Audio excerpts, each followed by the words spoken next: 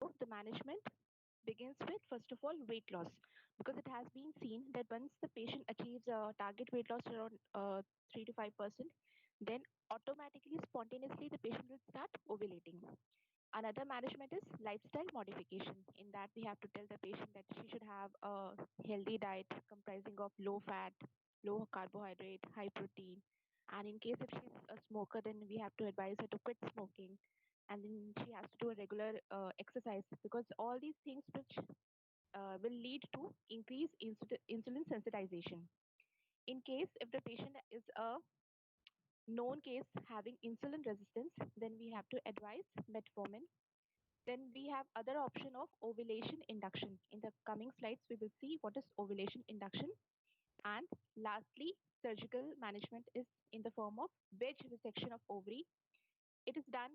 It is actually wedge resection is generally done not done these days, because we have got better modalities of treatment, and ovarian drilling in case of polycystic ovarian syndrome. So all these are the management options in case of anovulatory infertility.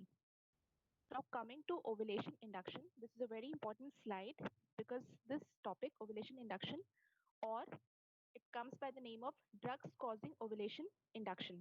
It comes as a short note in exams. Okay. So, first of all, we'll see the list of the drugs which are used for ovulation induction. First, we begin with clomiphene citrate. What is clomiphene citrate? It belongs to the class of selective estrogen receptor modulator. It is given in the dose of 50 to 100 milligram starting from day 2 to fifth day of the menstrual cycle. Means we have to begin at second day of the menstrual cycle, then second day, third day, fourth day, and then fifth day and sixth day. It has to be given for 5 days. Okay. It can be begin any day in between day 2 to day 5 of the menstrual cycle. Okay, and it has to be given for 5 days. Then other option we have is aromatase inhibitors in the form of letrozole.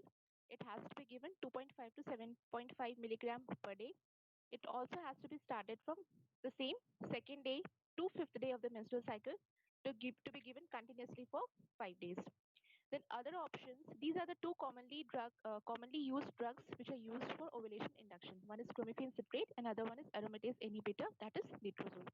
Then other options which we use for ovulation induction, these drugs are generally not used for ovulation induction in the routine practice. These are generally prescribed only during IVF treatment. Okay. So Ma'am, for other options, yes, slides are not visible. slides are not visible. Okay, okay. It's Wait, not. wait.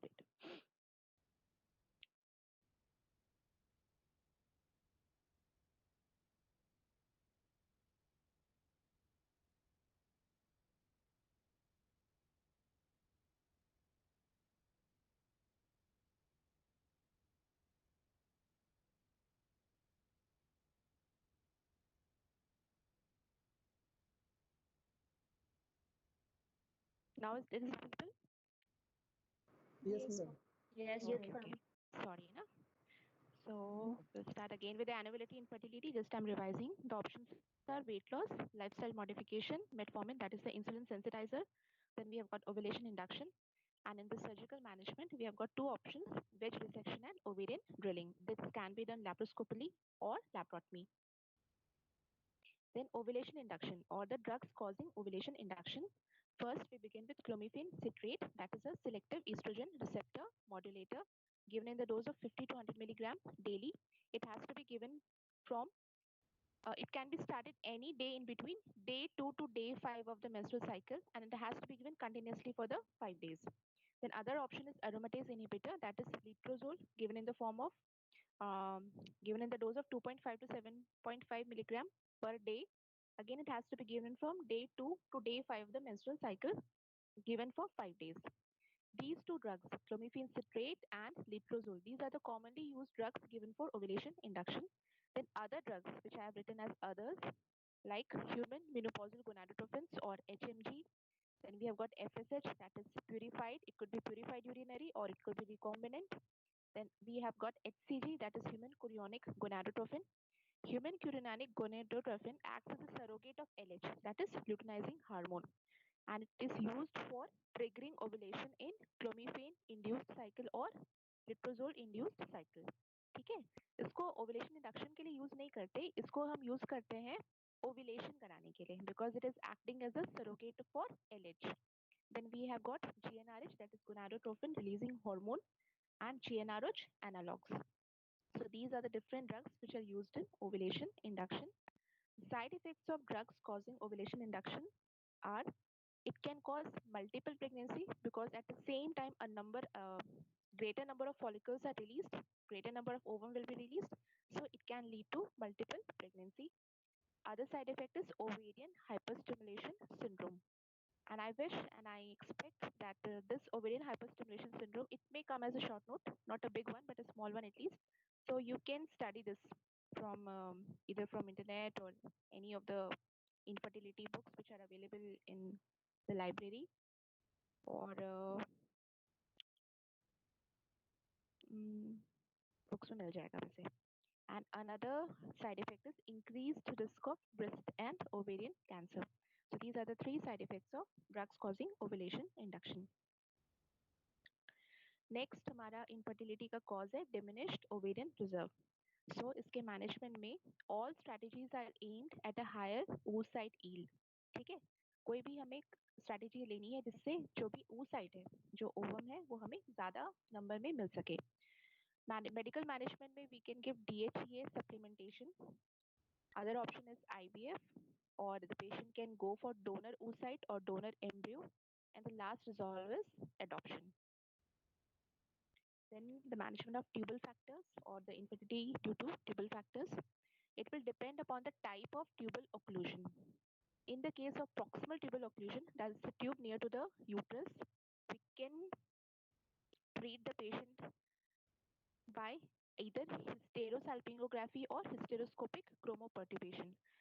We have studied in these two investigations. What we do, we push the dye through the cervix into the uterine cavity with a force. Many a times what happens, small flimsy adhesions or any mucus plug or any debris which is present near the tubal ostia gets spontaneously removed due to this procedures. And after once this procedures has been done, the patient spontaneously gets conception. So it leads to around 85% of the treatment in cases of infertility. Other options we have is catheterization or cannulation. This has to be done hysteroscopically. Other option is microsurgical tubocornual anastomosis. Okay, so these are the three management options for proximal tubal occlusion or the tube which is near to the uterus. In case of distal tubal occlusion or the part of the tube which is away from the uterus, that is fimbria and ampulla. In that condition, we can go for either adhesiolysis in the presence of adhesions, fimbrioplasty. Sometimes what happens due to genital tuberculosis or due to PID or due to endometriosis, the fimbria gets distorted. The fimbria normally it has, what is the function of fimbria? It has to capture the ovum.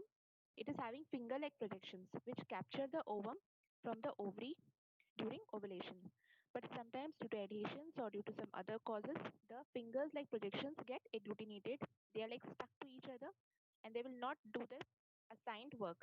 So in that condition, we have to do a surgery for making this fibria work. That is known as fimbrioplasty.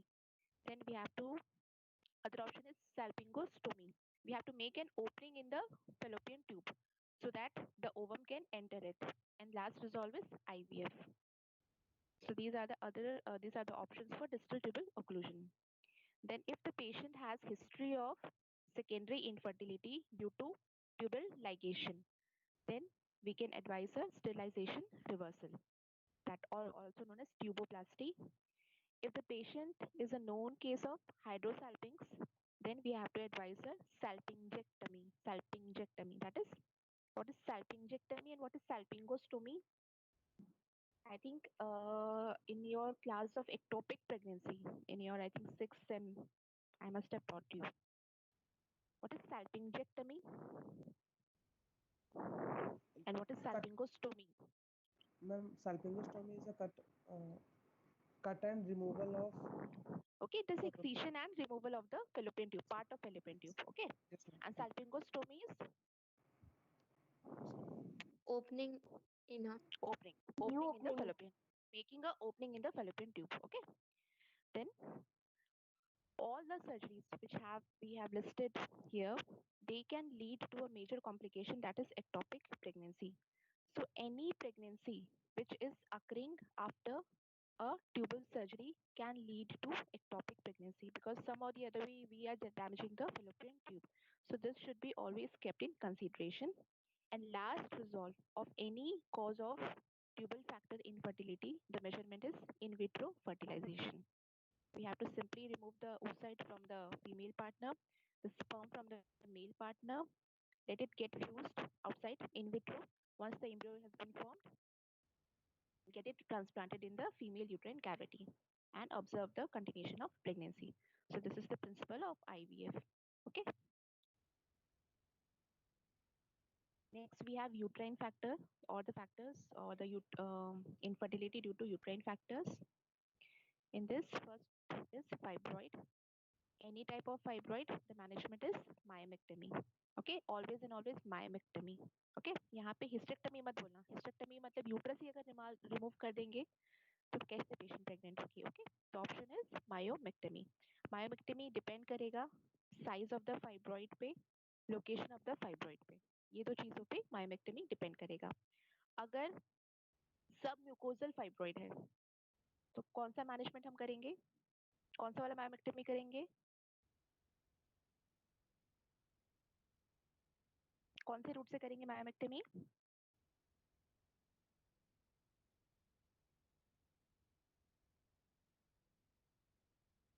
Hysteroscopic. Hysteroscopic. Okay, always remember, if it is submucosal fibroid, the management is hysteroscopic myomectomy. लैप्रोटमी हम तब करेंगे जब fibroid surface पे है uterus के, या तो फिर कहाँ पर है, उसकी मायोमेट्रियम में है, इंट्राम्यूरल है या तो फिर सबसिरोजल है, then we will do a laparotomy. Okay, laparoscopic भी वही है अगर सबसिरोजल है या फिर इंट्राम्यूरल है तब. विजाइनल कब करेंगे इन केस ऑफ कौन सा वाला फाइब्रॉइड?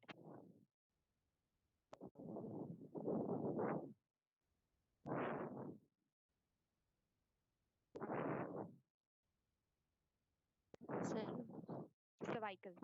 सर्वाइकल. ठीक है, सर्वाइकल फाइब्रॉइड में करेंगे, या तो कोई फाइब्रॉइड पॉलिप है, that means a submucosal polyp. ठीक है, जो कि फंडस से होता हुआ through the cervix through the vagina बाहर आ रहा है, उस केस में हम कौन सा करेंगे, विजाइनल पॉलिप, विजाइनल मायोमेक्टमी करेंगे. एंड रोबोटिक तो भाई रोबोटिक है, it can be done in any of the kind of fibroid depending upon the expertise of the surgeon. Next is polyp. अगर पॉलिप है कोई भी तो उसका मैनेजमेंट है polypectomy. In case of intrauterine adhesions, uterus के अंदर पे जो एडिशंस है, उस केस में हमारा जो मैनेजमेंट होगा that will be hysteroscopic resection of the synechiae. ठीक है. और लास्टली अगर एंडोमेट्राइटिस है, means if the patient is having infection, serious infection, severe infection, in that condition we have to treat the underlying infection. जो भी microorganism होगा उसके हिसाब से we have to give the antibiotic and anti-inflammatory agents. So this was the management of infertility due to uterine factors. अगर suppose endometriosis है, that is grade 3 और या फिर ग्रेड 4 यानी कि सीवियर एंडोमेट्रियोसिस, तो उसमें हमारा मैनेजमेंट होता है IVF. We always go for IVF. Then last is luteal phase defect. Luteal phase defect में क्या होता है कि due to defective function of the corpus luteum. Normally क्या होता है कि आफ्टर फर्टिलाइजेशन जो ग्राफियन फॉलिकल होता है जिससे ओवा रिलीज होता है, वो किस में कन्वर्ट हो जाता है, किस में कन्वर्ट होता है, कॉर्पस ल्यूटियम. कॉर्पस ल्यूटियम में. और ये जो कॉर्पस ल्यूटियम है, ये उस मतलब जाइगोट को तब तक सपोर्ट करेगा या फिर एम्ब्रियो को तब तक सपोर्ट करेगा जब तक कि यूट्रस के अंदर में क्या डेवलप नहीं हो जाता है, embryo. No, Placenta. Placenta. Normally placenta. ठीक है, नॉर्मली प्लेसेंटा कब बनना शुरू हो जाता है, बनना स्टार्ट हो जाता है. ठीक है, लेकिन कंप्लीट कब होता है, मतलब प्लेसेंटा का फंक्शन कब पूरा कंप्लीट हो जाता है, 12 वीक्स में. ठीक है, 12 वीक्स में पूरा प्लेसेंटा का फंक्शन जो है वो मतलब पूरे के पूरे आ जाते हैं. तो 12 वीक्स तक जो सपोर्ट करने का काम है एम्ब्रियो को, वो किसका होता है, कॉर्पस ल्यूटियम का. तो उसमें क्या सिक्रीट होना चाहिए, प्रोजेस्टेरॉन. लेकिन कई बार जो प्रोजेस्टेरॉन वो सिक्रीट करता है उसकी क्वांटिटी कम होती है. उस कंडीशन में भी क्या होता है कि पेशेंट जो है वो इनफर्टाइल रहती है, मतलब वो हर बार क्या तो कंसीव तो करती है लेकिन इससे पहले कि वो इम्प्लांटेशन मतलब उसका सस्टेन हो पाए उसके पहले ही वो मतलब प्रेगनेंसी जो होती है वो डिसकंटिन्यू हो जाती है। तो उस कंडीशन में अगर हमें डायग्नोज हो चुका है कि patient is a case of luteal phase deficiency और defect, then we have to advise a progesterone support. फिर एक होता है अनएक्सप्लेन्ड इनफर्टिलिटी। ये कितने केसेस में होता है?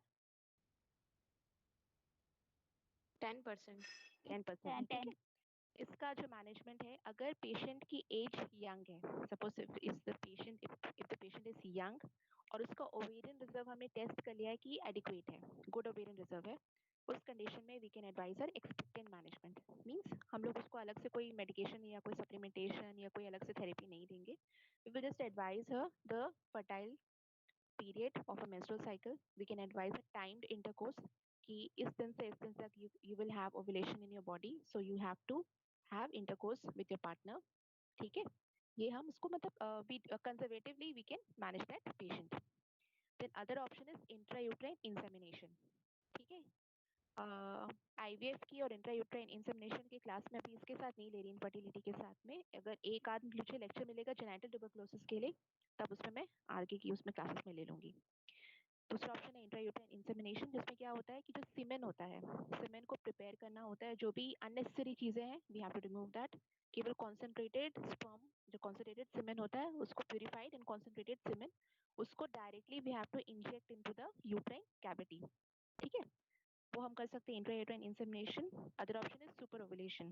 सुपर ओवुलेशन में क्या होता है कि नॉर्मली हम ओवुलेशन इंडक्शन जब करते हैं तो उसमें हम एक्सपेक्ट करते हैं कि एक साथ हमें बहुत ज्यादा ओवा नहीं मिलेगा। सुपर ओवुलेशन में लेकिन what we do, we know that the patient is having or we are suspecting that patient is having a diminished ovarian reserve in this condition, so उसमें हम क्या करेंगे कि हम हाई कंसंट्रेशन में ओवुलेशन इंडक्शन की ड्रग्स यूज करेंगे so that एक साथ हमें बहुत सारा ओवा मिल जाए, और उस ओवा को हम क्या करेंगे, प्रिजर्व करके रखेंगे, बिकॉज वी डोंट नो कि फ्यूचर में द पेशेंट विल ओवुलेट और नॉट, सो उस ओवा को हम प्रिजर्व करके रखेंगे। ठीक है, and last resolve in any case of unexplained infertility is IVF.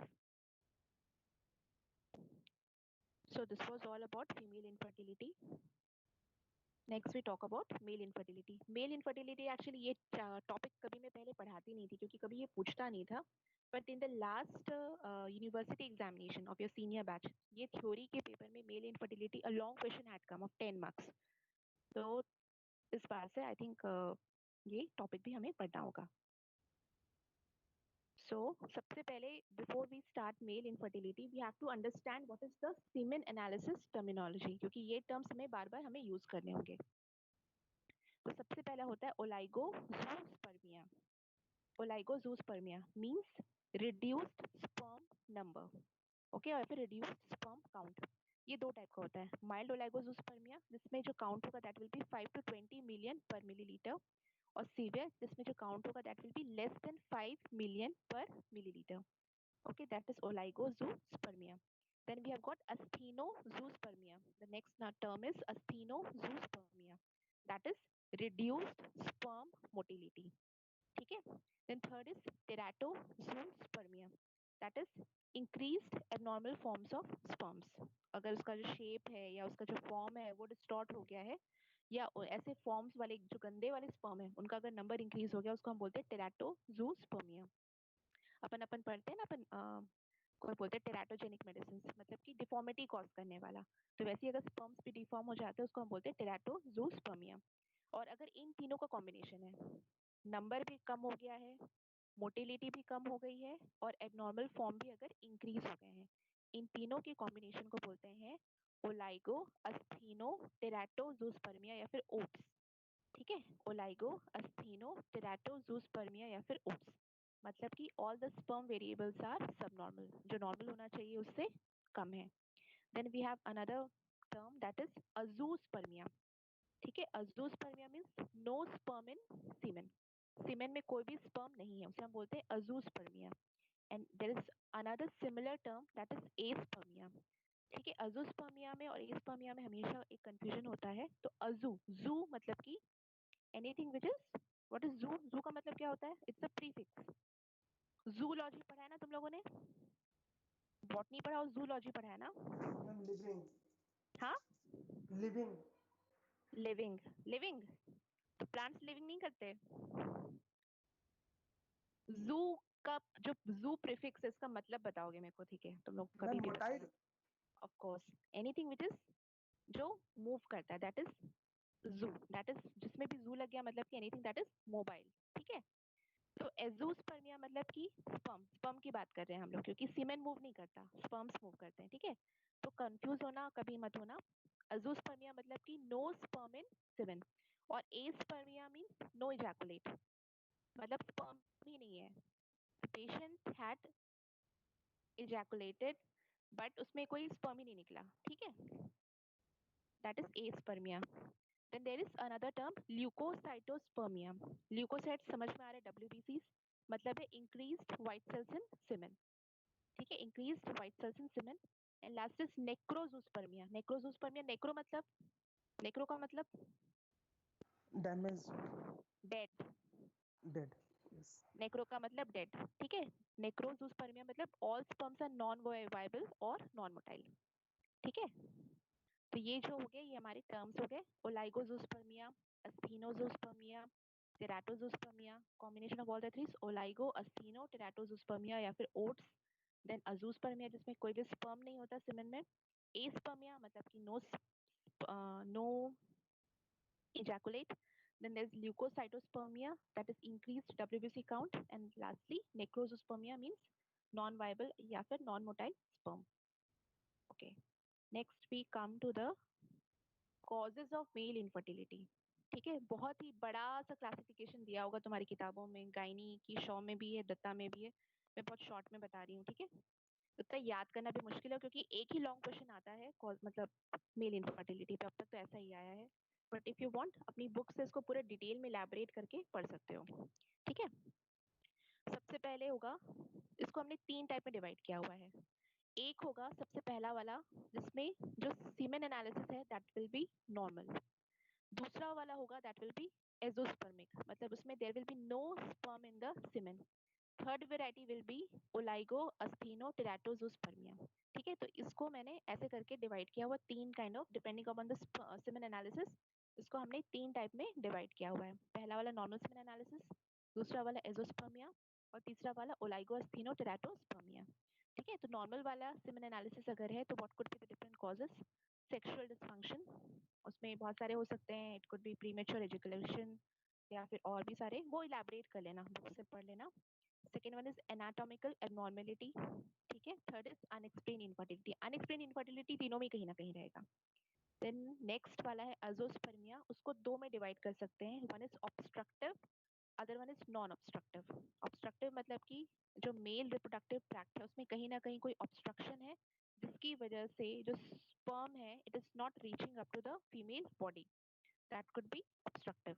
और नॉन ऑब्स्ट्रक्टिव में कोई ऑब्स्ट्रक्शन नहीं है लेकिन बिकॉज ऑफ सम रीजन, या तो स्पर्म्स बन ही नहीं पा रहे हैं या फिर कोई हार्मोनल एबनॉर्मलिटी है या कोई और कॉज की वजह से जो स्पर्म्स है वो फीमेल बॉडी तक नहीं पहुंच पा रहे हैं। तो हम एक एक करके देखते हैं। सबसे पहले हम बात करेंगे ऑब्स्ट्रक्टिव कॉजेस की, उसमें होता है वैसो एपिडिडाइमल जंक्शन ऑब्स्ट्रक्शन, दूसरा है CBAVD means congenital bilateral absence of vas deferens, ठीक है? एक बार इसको ना ये PPT खत्म हो जाएगी, जब फ्री हो जाओगे तो एक बार एटलीस्ट ना जो मेल रिप्रोडक्टिव सिस्टम है उसको एक बार अच्छे से थोड़ा सा मतलब जस्ट ब्रीफ देख लेना। उसमें एटलीस्ट जो स्पर्म का जो भी प्रोसेस होता है, एक्रोसोम रिएक्शन, कैपेसिटेशन और ये सारी चीजें, ये एक बार पढ़ लेना। स्पर्मेटोजेनेसिस एक बार थोड़ा सा पढ़ लेना कि कितने कितने दिन में स्पर्म के क्या क्या फिजियोलॉजिकल चेंजेस होते हैं। ये अगर पढ़ लोगे तो आगे थोड़ा इसको समझने में फिर इजी हो जाएगा। थर्ड कॉजेज वेसल ऑब्स्ट्रक्शन, या फिर पहले पेशेंट की वेसेक्टमी हो चुकी है, ठीक है? उसमें भी उसको जो होगा that will be obstructive azoospermia. Then ejaculatory duct obstruction and या फिर कोई इंग्वाइनल, पेल्विक या फिर कोई रेट्रोपेरिटोनियल सर्जरी की हिस्ट्री है तो all these are the obstructive causes of azoospermia. Then in the non-obstructive we have any hormonal abnormality. It could be hypothyroidism, hyperprolactinemia, hyperestrogen. ये सारे causes की वजह से patient will have decreased spermatogenesis, ठीक है? इस कंडीशन में पेशेंट को स्पर्मेटोजेनेसिस नहीं होगा, ठीक है? या फिर कोई जेनेटिक अबनॉर्मलिटी है, ठीक है? जेनेटिक अबनॉर्मलिटी है या फिर इम्पेयर्ड स्पर्मेटोजेनेसिस है या फिर ऑर्काइटिस है या फिर टॉर्शन टेस्टिस है, ठीक है? या फिर अनडिसेंडेड टेस्टिस है या फिर एक्टोपिक टेस्टिस है या फिर पहले हिस्ट्री है कीमोथेरेपी की या रेडियोथेरेपी की, एंड लास्टली इडियोपैथिक। उसके बाद हम बात करेंगे ओलाइगो अस्थेनोटेराटोस्पर्मिया की। उसमें it could be due to multiple defects, varicocele, undescended testis, hormonal causes, toxins, heat, stress, any drugs or any antibiotic or idiopathic, and lastly isolated asthenospermia। asthenospermia में क्या होता है? asthenospermia का मतलब क्या होता है? Non motile. Non motile. ठीक है, इसमें क्या होगा कि सारे sperm parameters will be okay, मतलब नॉर्मल रहेंगे, काउंट विल बी नॉर्मल। ठीक है, उसमें डब्ल्यूबीसी का नंबर भी ज्यादा नहीं रहेगा। ठीक है, काउंट भी नॉर्मल रहेगा, फॉर्म्स भी नॉर्मल रहेंगे, लेकिन मोटिलिटी जो है वो कम होगी। उसको हम बोलते हैं आइसोलेटेड अस्थेनोस्पर्मिया। उसके कॉजेस क्या क्या होते हैं? याद होगा ना, स्पर्म के जो पार्ट्स होते हैं उसमें एक नेक होता है, एक हेड होता है और एक टेल होती है ना? तो अगर मान लो कहीं पे भी कोई खराबी है जिसकी वजह से वो मोटाइल नहीं हो पा रहा है, तो it could be the cause of asthenospermia. इसमें कॉजेस हो सकते हैं, it could be ultra structure ciliary defect. ठीक है, दूसरा हो सकता है एंटीस्पर्म एंटीबॉडीज। सर्विक्स में क्या है? एंटीस्पर्म एंटीबॉडीज, उनका काम ही क्या होता है? उसको इमोटाइल करा देना स्पर्म्स को। या फिर हाइपोगोनाडिज्म और lastly idiopathic. So all these are the causes of male infertility. ठीक है, और अगर चाहते हो तो एक बार डिटेल में बुक में पढ़ लेना, लेकिन अगर क्लासिफिकेशन इसी फॉर्म में करोगे तो याद रखने में इजी होगा फिर। This is the most simplest classification of male infertility. अब अगर कोई इनफर्टाइल मेल है, उसकी हिस्ट्री में what all factors we need to ask. सबसे पहले रिप्रोडक्टिव हिस्ट्री में we have to ask what is the duration of infertility, means how long the couple has been infertile, and with the current partner and the previous partner. अगर कोई पहले वो एक partner है उसके साथ भी इनफर्टिलिटी की हिस्ट्री थी तो ये भी हमें पूछना है। Then, is there any history of any past infertility treatment? Whether the patient has sought any past history, the patient has sought any infertility in the past. Then we have to ask about abnormalities of ejection or erection. Erection का भी हो सकता है या फिर ejaculation का भी होता है, इसको हम क्या बोलते हैं? Sexual dysfunction. ठीक है, अगर इरेक्शन में प्रॉब्लम हो रही है या इजैकुलेशन में प्रॉब्लम हो रही है, this is known as sexual dysfunction. ठीक है, हमें ये भी पूछना है कि what is the coital frequency and what is the timing. ठीक है, how many times in a week generally the couple is having a coital frequency, this we have to ask. क्योंकि मेन पर्पस क्या है कि जब female की body में ovulation हो तब वहां पे क्या होना चाहिए? स्पर्म होना चाहिए। ये हमारा that is the basic principle of causing giving the infertility treatment. तो we have to always ask the coital frequency and timing. ये दोनों में पूछना होता है, फीमेल पेशेंट के हिस्ट्री में भी और मेल पार्टनर के भी हिस्ट्री में भी। देन द मेडिकल हिस्ट्री, उसमें हमें पूछना है कि कोई रीसेंट फीवर या कोई इलनेस की हिस्ट्री तो नहीं है, बिकॉज मम्स जो होता है it can lead to orchitis. ठीक है, देन एनी हिस्ट्री ऑफ, हाँ इसे यहाँ पे आगे, हिस्ट्री ऑफ एनी मम्स और orchitis. Then any history of sexually transmitted diseases. Then any systemic disease like diabetes और मैलिग्नेंसी।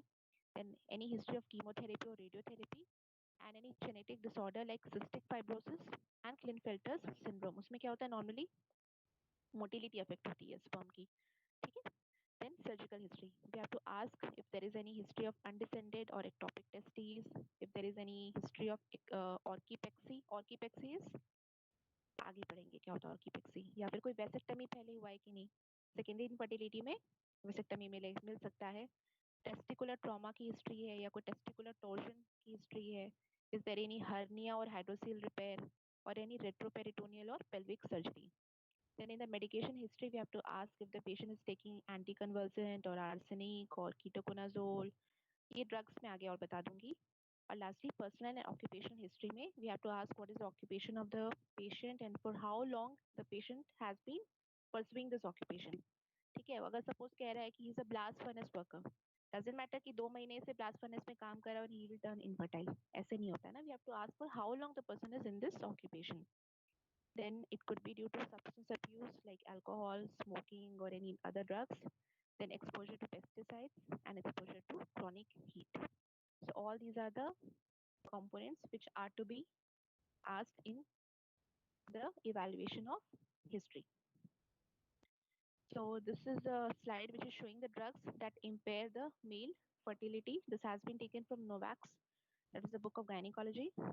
इसमें अलग अलग टाइप का जो अलग अलग जो ड्रग्स होती हैं वो अलग अलग फैक्टर से, अलग अलग कॉजेज से वो इनफर्टाइल करती है मेल को।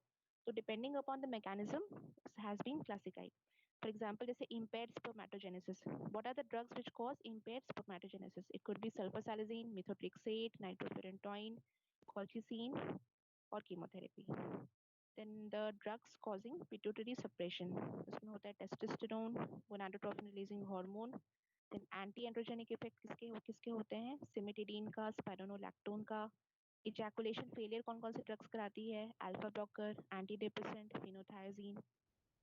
इरेक्टाइल डिस्फंक्शन कौन कौन से ड्रग्स कराती है? Beta blocker, thyroid diuretic, metoclopramide. And drugs of misuse या फिर सब्सटेंस अब्यूज, उसमें क्या होते हैं? Anabolic steroid, cannabis, heroin, cocaine etcetera. So these are the drugs that cause male infertility. Now examination of an infertile male. ठीक है, इसमें 3 parts में कर सकते हैं. One is the general physical examination, then examination of the genitalia and the rectal examination. General physical examination में height, weight, blood pressure, BMI, distribution of body hair, gynaecomastia. ठीक है. एग्जामिनेशन ऑफ जेनिटेलिया में गायनेकोमास्टिया किससे हो सकता है? स्पाइरोनोलेक्टोन. स्पाइरोनोलेक्टोन से. ठीक है. ओके. एग्जामिनेशन ऑफ जेनिटेलिया, उसमें we have to see for the length of the penis, meatal opening, जहाँ पे होना चाहिए वहाँ पे है कि नहीं, कोई कॉर्डी तो नहीं है, कोई फाइमोसिस तो नहीं है. देन एग्जामिनेशन ऑफ एपिडिडाइमिस पे, is there any nodule or any sinus or possible dilatation or any cyst. Then testes का size, consistency, mass. vast difference spermatic cord में bilateral palpable parocele अगर है तो, और उसकी लास्ट में अगर है तो फिर उसकी ग्रेडिंग करनी होगी. Rectal examination में we have to look for prostatitis and seminal vasculitis. I think all these things, ये जो है सर्जरी की जो बुक है, I think सर्जरी की जो एग्जामिनेशन की बुक है, I think दास पढ़ते हो ना? Yes, ma'am. उसमें ज्यादा अच्छे से दिया होगा. ठीक है. Okay, now we come to the investigations. तो कभी भी मेल इनफर्टिलिटी के इन्वेस्टिगेशंस में सबसे पहला हमारा आता है important semen analysis. Semen analysis करने से पहले लेकिन we have to give certain instructions to the patient. That is very very important, and this instructions are also asked during the viva. ठीक है. सीमेन एनालिसिस के पहले जो भी इंस्ट्रक्शंस हमें मेल पार्टनर को देने होते हैं, that is a very important thing and it has to be always remembered, and during viva also all these things are asked. तो सबसे पहले हम देखते हैं कि what all instructions we have to give to the patient.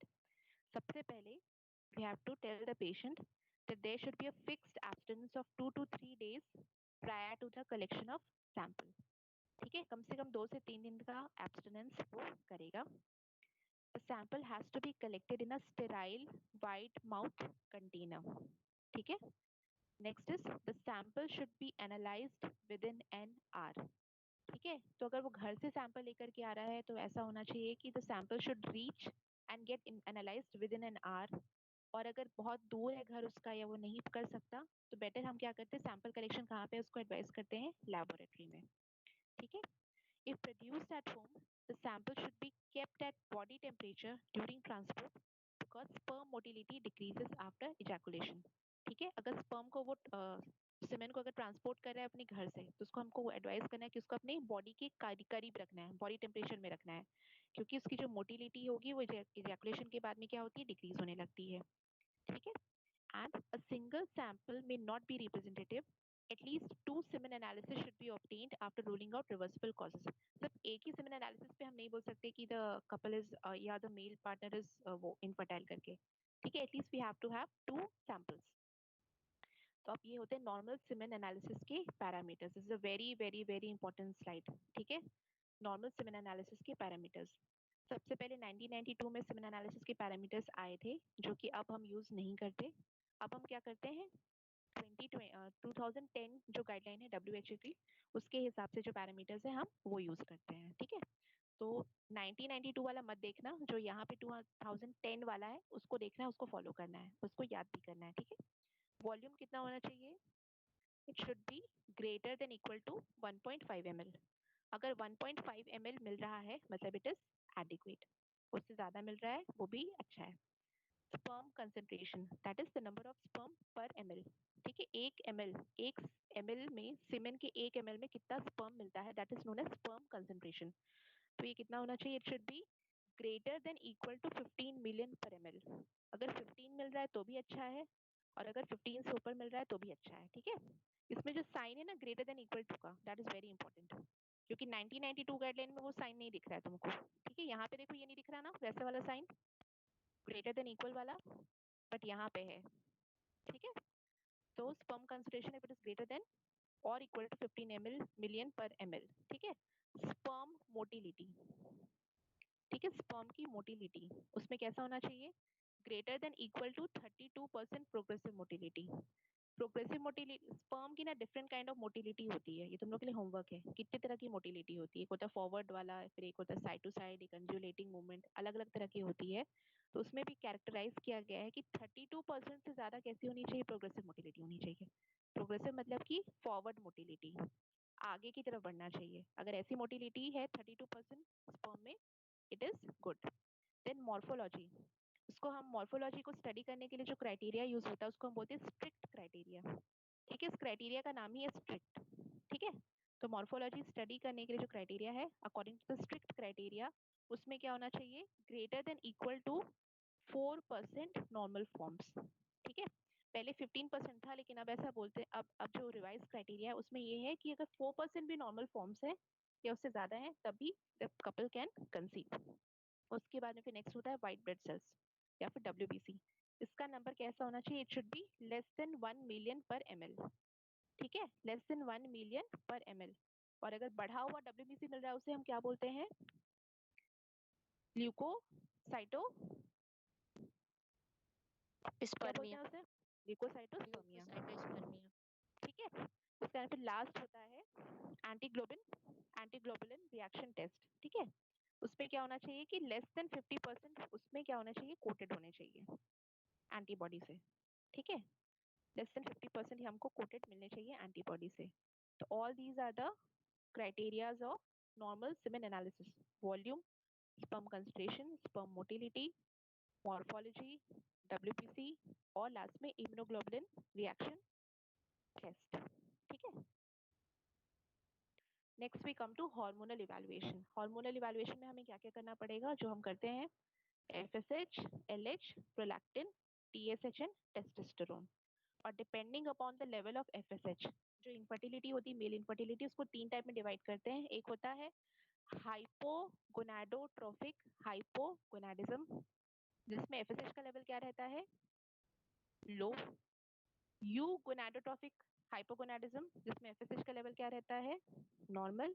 और एक होता है हाइपर गोनाडोट्रोफिक हाइपोगोनाडिज्म, जिसमें FSH का लेवल क्या रहता है, हाई। ठीक है, और इसी के हिसाब से हमारा मैनेजमेंट रहता है, मेडिकल मैनेजमेंट। ठीक है, तो FSH जो है वो कैरेक्टराइज करने के लिए काम आता है।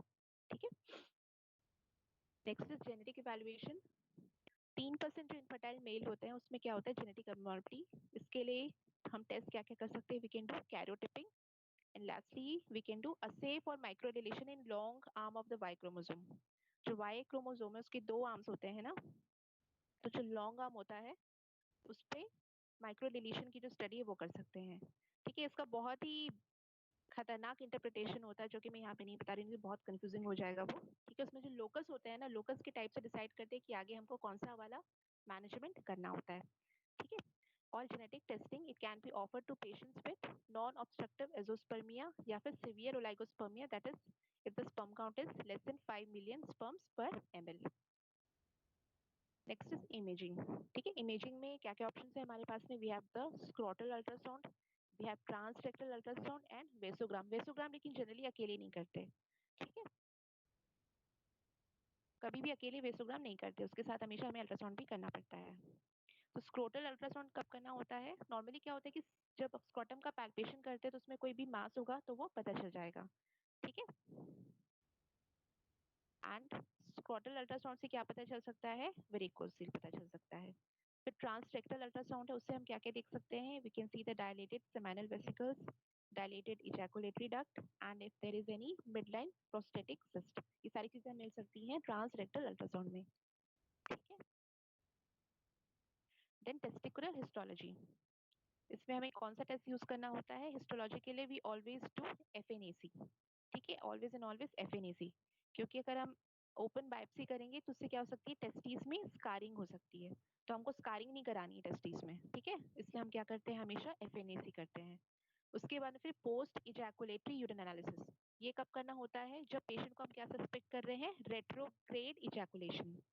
ठीक है, नॉर्मली इजैकुलेशन के टाइम में क्या होना चाहिए कि सारा का सीमेन सीमेन कहाँ आना चाहिए? बाहर, मेल की बॉडी से कहाँ आना चाहिए? बाहर। लेकिन अगर पेशेंट को कोई कॉम्प्लिकेशन है जिसकी वजह से रेट्रोग्रेड इजैकुलेशन हो रहा है, तो सीमेन बाहर आने के बदले कहाँ जाएगा? वापस मेल की बॉडी में आएगा और कहाँ की तरफ जाएगा? यूरिनरी ब्लैडर की तरफ। ठीक है, इजैकुलेशन के टाइम में अगर जो सीमेन है अगर मेल की यूरिनरी ब्लैडर की तरफ जा रहा है, उसको हम बोलते हैं रेट्रोग्रेड इजैकुलेशन। तो उसकी डायग्नोसिस के लिए हम क्या कर सकते हैं कि इजैकुलेशन के बाद में हम जो यूरिन एनालिसिस है वो कर सकते हैं। तो अगर यूरिन में इजैकुलेशन के बाद में स्पर्म मिल रहा है, मतलब कि patient is having retrograde ejaculation. ठीक है, उसके बाद में फिर ये सारे जो टेस्ट हमने किए, ये सारे जनरली क्या करते हैं? स्पर्म की क्वांटिटी के बारे में होते हैं, जिसमें एनालिसिस वगैरह होता है। लेकिन स्पर्म का जो फंक्शन होता है, स्पर्म का फंक्शन, उसको टेस्ट करने के लिए भी कुछ स्पेशलाइज्ड टेस्ट होते हैं जो कि जनरली हम नहीं करते। ये नॉर्मली आईवीएफ साइकिल वगैरह में यूज होता है। ठीक है, ये जो स्पेशलाइज्ड स्पर्म फंक्शन टेस्ट है 7th नंबर का, इसको generally we don't advise the patients, these are done only in the cases of special cases of IVF. इसमें क्या क्या ऑप्शंस हो सकते हैं?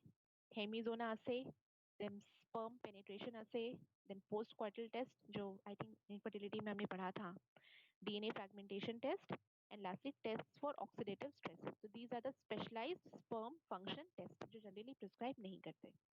ठीक है, now comes the medical management of male infertility.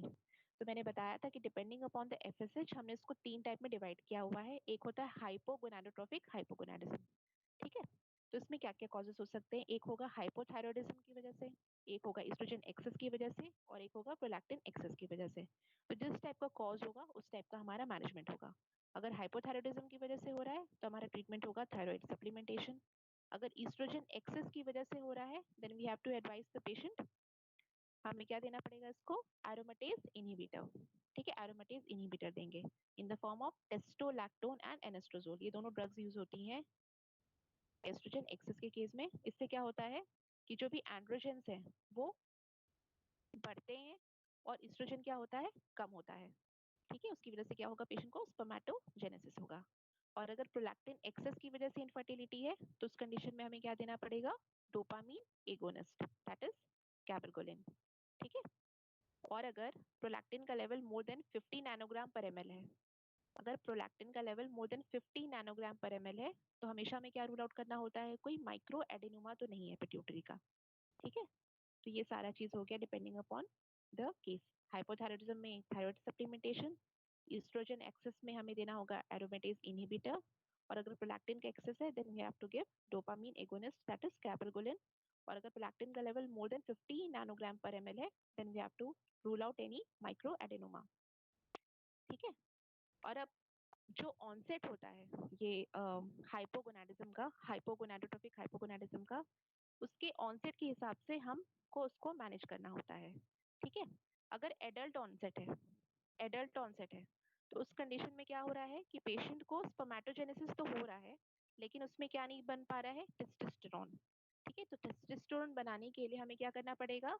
Leydig cells को क्या करना पड़ेगा? स्टिमुलेट करना पड़ेगा।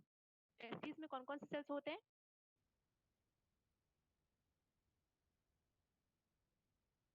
टेस्टिस में कौन कौन से सर्टोली लेडिक सेल। सेल्स हैं, लेडिक सर्टोली सेल्स हैं। Cells, Leydig cells. टेस्टोस्टेरोन को हमको क्या करना पड़ेगा? बनाने के लिए लेडिक सेल्स को स्टिमुलेट करना पड़ेगा। तो लेडिक सेल को स्टिमुलेट करने के लिए हम क्या देंगे? एलएच का सरोगेट। और एलएच का सरोगेट क्या होता है? कौन सा हार्मोन होता है? बताया था ना अभी, एचसीजी HCG। है ना, एचसीजी देते हैं। तो हमें क्या देना होगा? एक्सोजिनस एक्सोजी एचसीजी देना पड़ेगा। तो डोज होती है 2000 to 5000 international unit 3 times a week, 6 to 24 months के लिए देते हैं। ठीक है, दूसरा होता है हाइपोगोनाडोट्रोपिक हाइपोगोनाडिज्म जो कि कंजेनाइटल ऑनसेट का होता है। तो कंजेनाइटल ऑनसेट का तो उसमें क्या होता है? उसमें टेस्टोस्टेरोन का प्रोडक्शन भी नहीं हो रहा है और उसमें स्पर्मेटोजेनेसिस भी नहीं हो रहा है। तो हमें 2 तरह की ड्रग देनी पड़ेगी जिससे टेस्टोस्टेरोन प्रोडक्शन भी हो और साथ में स्पर्मेटोजेनेसिस भी हो। तो टेस्टोस्टेरोन करने बनाने के लिए हमें क्या देना पड़ेगा? अभी हमने पढ़ा था ना, एचसीजी। ठीक है, और स्पर्मेटोजेनेसिस कराने के लिए हम कौन सी ड्रग देनी पड़ेगी? We have to give human menopausal gonadotropin या फिर एफएसएच। कितना देंगे? 75 to 150 इंटरनेशनल यूनिट देना है 3 टाइम्स अ वीक। ठीक है, तो ये HCG और HMG या फिर FSH, इससे क्या होगा, टेस्टोस्टेरोन भी बनेगा और स्पर्मेटोजेनेसिस भी होगा।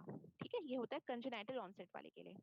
फिर अगर मान लो पेशेंट का हाइपोथैलेमस और पिट्यूटरी इंटैक्ट है, उसकी वजह से पेशेंट को कोई प्रॉब्लम नहीं है, लेकिन फिर भी वो इनफर्टाइल है और FSH उसका कम है, यानी कि हाइपोगोनाडोट्रोफिक हाइपोगोनाडिज्म है, उस कंडीशन में हम क्या दे सकते हैं पेशेंट को, पल्सेटाइल GnRH थेरेपी वया portable pulsatile infusion pump. Infusion pump होते हैं जो पल्सेटाइल सीक्रेशन करते हैं GnRH का, वो हम पेशेंट को दे सकते हैं। So this was the management of hypogonadotrophic hypogonadism. ठीक है, उसके बाद फिर दूसरा होता है यूगोनाडोट्रोफिक हाइपोगोनाडिज्म। यूगोनाडोट्रोफिक मतलब कि जो FSH का लेवल है वो क्या है, नॉर्मल है, लेकिन फिर भी जो मेल है वो क्या है, वो इनफर्टाइल है। उस कंडीशन में हमारा मैनेजमेंट होगा एरोमेटेज इनहिबिटर। ठीक है, उसमें हम क्या क्या दे सकते हैं, टेस्टोलैक्टोन दे सकते हैं 50 mg BD, और दूसरा हम दे सकते हैं एनास्टोजोल 1 मिलीग्राम डेली। मैनेजमेंट सेम रहता है 6 to 24 मंथ्स के लिए, और बीच बीच में हमको क्या करना होता है, स्पर्म का एनालिसिस करके देखना होता है कि रिस्पॉन्स आ रहा है कि नहीं। तीसरा होता है हाइपर गोनाडोट्रोफिक हाइपोगोनाडिज्म, मतलब कि FSH का लेवल कैसा है, इसमें रेज्ड है, FSH कैसा है, बढ़ा हुआ है। इसके मैनेजमेंट में हमारे पास में ऑप्शंस होते हैं, या तो हमें IVF करना है या तो हमें ICSI करना है। What is ICSI? Intracytoplasmic sperm injection. ठीक है, हमें क्या करना होता है, इंट्रासाइटोप्लाज्मिक स्पर्म इंजेक्शन। उसमें क्या करना होता है कि सीधे स्पर्म को किस में इंजेक्ट करते हैं हम, ओवम में। ठीक है, that is intracytoplasmic sperm injection. या फिर हम क्या कर सकते हैं, डोनर स्पर्म लेकर के IUI कर सकते हैं। ठीक है, डोनर सेमेन लेकर के हम क्या कर सकते हैं, IUI कर सकते हैं। और लास्ट रिजॉल्व होता है एडॉप्शन का। तो ये सारे मैनेजमेंट होते हैं हाइपर गोनाडोट्रोफिक हाइपोगोनाडिज्म के। ठीक है, उसके बाद में फिर होता है रेट्रोग्रेड इजैकुलेशन। ठीक है, रेट्रोग्रेड इजैकुलेशन मींस जिसमें during ejaculation normally the semen should come out of the male body, लेकिन इसमें क्या हो रहा है, ये उल्टा कहाँ जा रहा है, यूरिनरी ब्लैडर की तरफ। तो उस कंडीशन में हमारा जो मैनेजमेंट होगा, वी विल गिव सिम्पेथोमाइमेटिक्स। ठीक है, वी कैन गिव इमिप्रामीन, सूडोएफेड्रिन और फिनाइलप्रोपेनोलामीन। ठीक है, तुम लोगों ने फार्माकोलॉजी पढ़ा होगा, उसमें ज्यादा अच्छे से सारी ड्रग्स पढ़ी होंगी, उसके यूजेस वगैरह। ठीक है, तो ऑप्शन है इमिप्रामीन या फिर सूडोएफेड्रिन या फिर फिनाइलप्रोपेनोलामीन। या फिर हम क्या कर सकते हैं कि direct recovery of sperm from bladder after ejaculation. Ejaculation के बाद में हम क्या कर सकते हैं, जो भी स्पर्म है पेशेंट के ब्लैडर से हम रिकवर कर सकते हैं, और उसके बाद में फिर वो जो स्पर्म मिलेंगे उससे हम क्या कर सकते हैं, we can do either IVF या फिर ICSI। ठीक है, तो ये हमारा मैनेजमेंट होता है रेट्रोग्रेड इजैकुलेशन में। Next is leukocytospermia, that is increased number of WBCs। ठीक है, तो उस कंडीशन में हमारा मैनेजमेंट होगा एंटी माइक्रोबियल थेरेपी और एंटी इंफ्लेमेटरी मेडिकेशन। ठीक है, हमें क्या क्या देना होगा, एंटी माइक्रोबियल थेरेपी देनी होगी, या फिर एंटी माइक्रोबियल थेरेपी के साथ साथ में हमें एंटी इंफ्लेमेटरी ड्रग्स देनी पड़ेंगी। ठीक है, तो एंटीबायोटिक हम यहाँ पे क्या क्या देते हैं, ल्यूकोसाइटोस्पर्मिया को ट्रीट करने के लिए, या मैंने मेंशन नहीं किया है, we give doxycycline, we give erythromycin, और वी कैन गिव कोट्राइमोक्साजोल। ठीक है, तीन ऑप्शन है, we can give doxycycline, generally doxycycline use होता है 100 mg BD फॉर 7 days, या फिर we can give erythromycin and or we can give cotrimoxazole. So these are the drugs which are used to treat leukocytospermia. Then अगर हमें special test में पता चल रहा है कि ऑक्सीडेटिव स्ट्रेस की वजह से स्पर्म्स डैमेज हो रहे हैं, उस कंडीशन में वी कैन गिव एंटीऑक्सीडेंट। जनरली आजकल जितने भी इनफर्टिलिटी की ड्रग्स आती है उसमें एंटीऑक्सीडेंट नॉर्मली मिला ही रहता है। जो भी न्यूट्रिशनल सप्लीमेंट्स आते हैं इनफर्टिलिटी में, उसमें एंटीऑक्सीडेंट्स रहता ही है। And lastly sexual dysfunction, that is अगर कोई इरेक्शन की प्रॉब्लम है या इजैकुलेशन की प्रॉब्लम है, तो उसमें हमें मेडिकेशन देनी पड़ती है। ठीक है, सर्जिकल मैनेजमेंट, तो सर्जिकल मैनेजमेंट में हमारे पास में क्या क्या ऑप्शंस है, अगर वेरिकोसील है then we can do varicocelectomy. अगर मान लो पेशेंट की हिस्ट्री है पहले कोई सर्जरी की जिसकी वजह से कोई ऑब्स्ट्रक्शन हो रहा है उसके रिप्रोडक्टिव ट्रैक्ट में, तो depending upon the type of obstruction we can do the anastomosis. ठीक है, we can do vaso-epididymal anastomosis और vaso-vessel anastomosis। कोई Mullerian cyst है तो we can do the resection। अगर ejaculatory duct obstruct हो गई है, कोई stricture form हो गया है, तो we can do ejaculatory duct dilatation।